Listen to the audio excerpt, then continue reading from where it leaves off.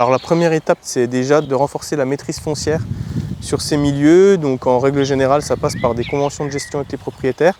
Ça peut aussi être l'objet d'autres contractualisations qui permettent de s'assurer que les milieux vont être correctement gérés et pas concernés par un projet d'aménagement ou toute autre menace qui pourrait les mettre en péril.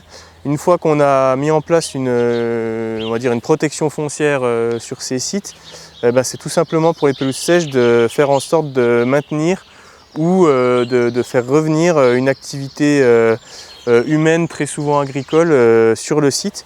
Donc dans ce cadre-là, il y a quand même un minimum de travaux à réaliser. Donc tout d'abord des travaux qu'on dit de restauration écologique. Donc ça veut simplement dire qu'on va réouvrir les secteurs embroussaillés.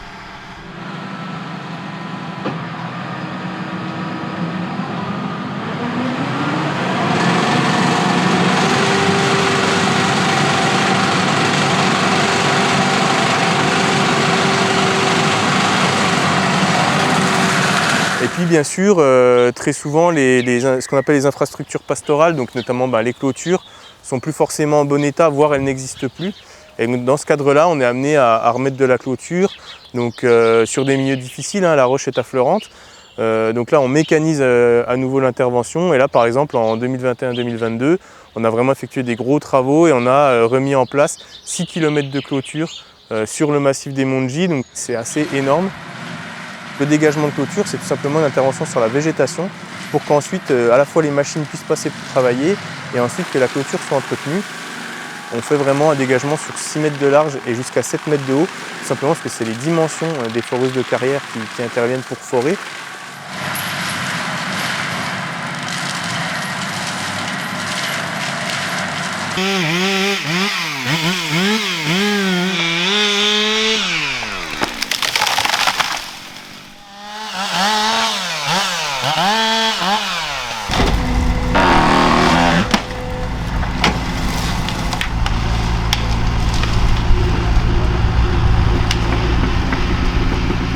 Une fois qu'on a effectué le dégagement, donc on passe vraiment à la partie forage. Donc là, c'est une foreuse de carrière qui intervient et qui fore la roche sur 40 cm de profondeur. L'intérêt du forage par rapport à d'autres techniques, c'est qu'elle évite de casser la roche autour du piquet. Il y a vraiment une intervention qu'à hauteur du piquet qui va être planté.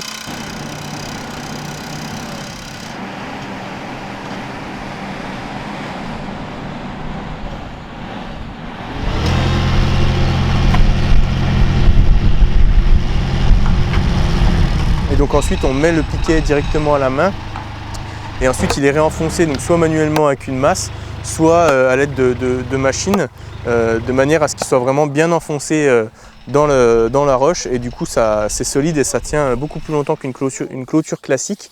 Et puis ensuite on installe le fil, donc on installe 3 fils barbelés et puis on met un fil lisse en bas tout simplement pour éviter de blesser soit les animaux qui peuvent être amenés à franchir la clôture ou par exemple les chiens de chasse quand ils passent pour éviter qu'ils se blessent sur les fils barbelés. Ça permet également, si on met le fil pas trop bas, de pouvoir entretenir en fait le dessous des clôtures mécaniquement pour l'exploitant par la suite.